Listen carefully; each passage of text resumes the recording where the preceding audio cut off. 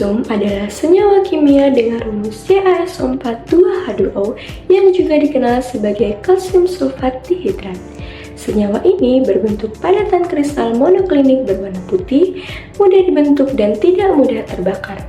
Gypsum termasuk senyawa anorganik yang aplikasinya sering kita temui dalam kehidupan sehari-hari, khususnya di dunia konstruksi. Menariknya, gypsum tidak hanya berasal dari tambang alami, tetapi juga dapat dihasilkan sebagai produk samping dari produksi asam fosfat menggunakan metode central prion. PT Kyurung Gipsindo hadir sebagai pabrik gipsum modern di kawasan industri Margalo, Mojokerto, Jawa Timur, Indonesia. Dengan kapasitas produksi terencana sebesar 500.000 ton per tahun, pabrik ini akan dibangun di atas lahan seluas 3,2 hektar yang dirancang untuk mendukung operasional yang efisien.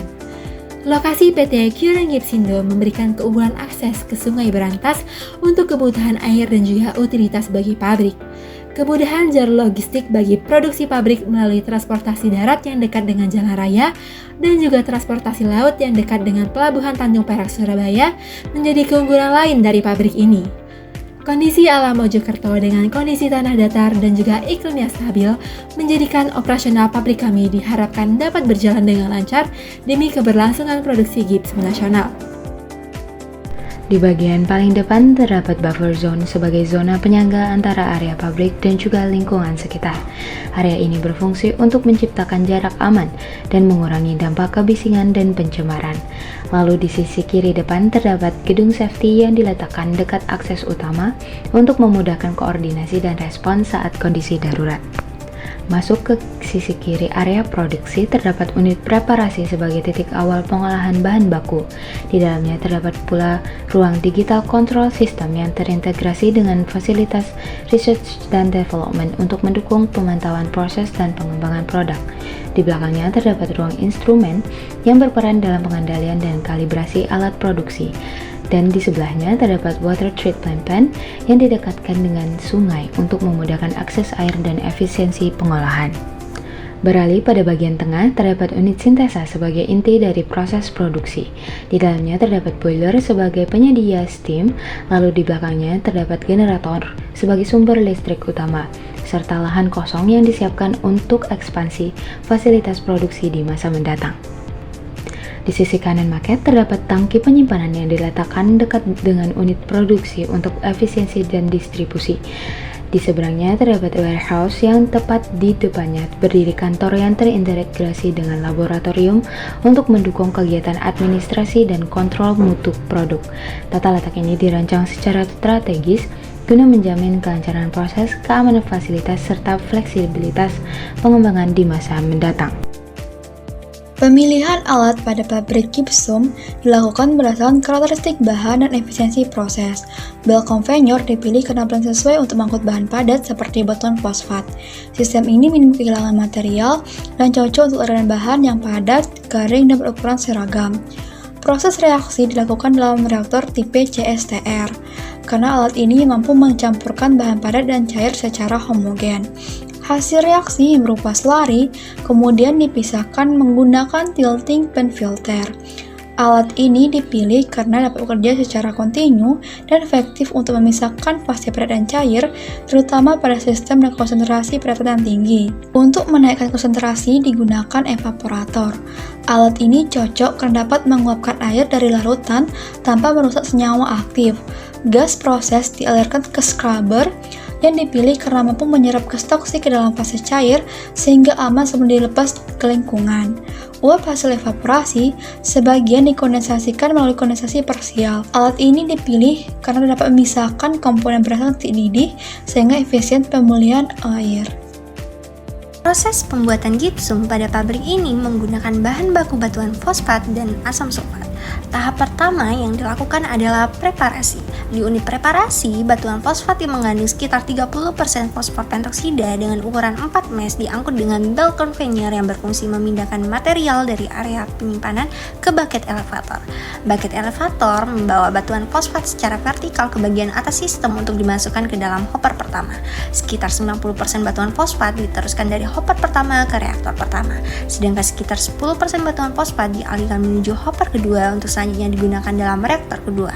Sementara asam sulfat pekat konsentrasi 98% dipompa ke tangki pengenceran untuk dilakukan proses pengenceran dengan air hingga mencapai konsentrasi 70% dan dipanaskan dari suhu 30 derajat Celcius menjadi 80 derajat Celcius menggunakan heater yang nantinya dialirkan menuju reaktor pertama untuk direaksikan dengan batuan fosfat.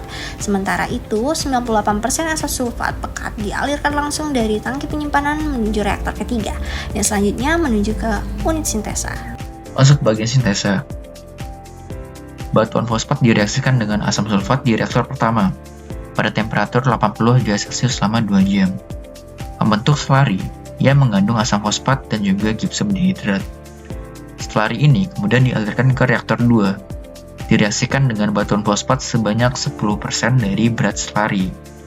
Reaksi berlangsung pada temperatur 75 derajat Celcius dengan tekanan 1 atm selama 2 jam. Gas hasil reaksi seperti CO2 dan juga SiF4 dilepaskan dari bagian atas reaktor. Produk slurry dari reaktor 2 dipompakan ke titik pen filter 1, memisahkan filtrat berupa asam fosfat dengan cake-nya. Cake slurry kemudian dialirkan ke reaktor 3 dan direaksikan dengan asam sulfat pada temperatur 795 derajat Celcius selama 1 jam, mengubah gipsum dihidrat menjadi gipsum hemihidrat untuk memudahkan proses filtrasi. Selanjutnya gipsum hemihidrat difiltrasi di tilting pen filter 2, memisahkan sisa asam fosfat yang kemudian menghasilkan gipsum dengan kemurnian 93% yang dialirkan menggunakan circuit conveyor ke silo penyimpanan gipsum.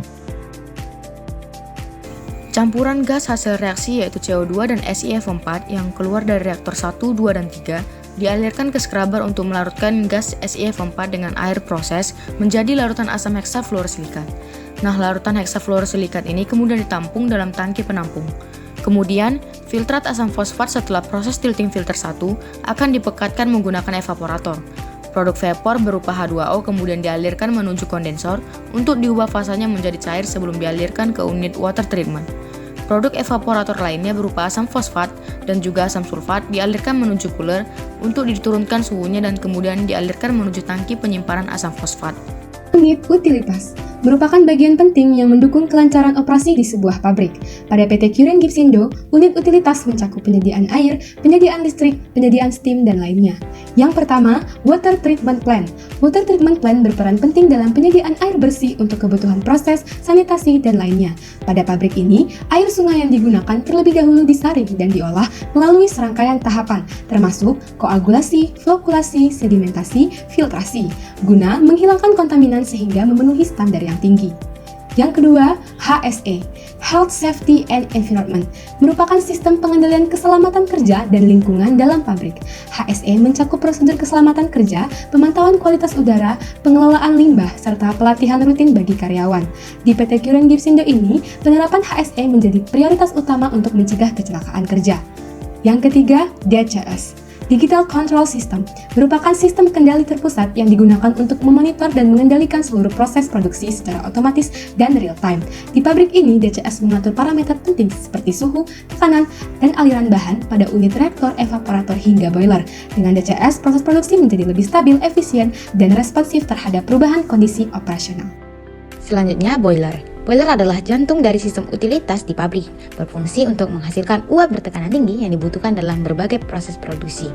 Uap yang dihasilkan kemudian disalurkan ke unit-unit proses seperti reaktor, evaporator, atau heat exchanger.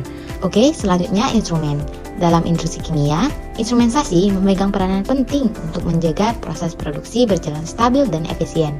Pada pabrik ini, hampir seluruh unit produksi dilengkapi dengan sistem instrumentasi, mulai dari reaktor, evaporator, hingga tangki penyimpanan. Kemudian, kantor. Kantor merupakan pusat administrasi dan koordinasi di dalam lingkungan pabrik. Disinilah seluruh kegiatan manajerial, dokumentasi, pengawasan, dan perencanaan dilakukan. Di dalam kantor juga terdapat laboratorium. Laboratorium itu sebagai pusat pengujian dan analisis yang berfungsi untuk memastikan kualitas bahan baku produk akhir dalam proses produksi pabrik.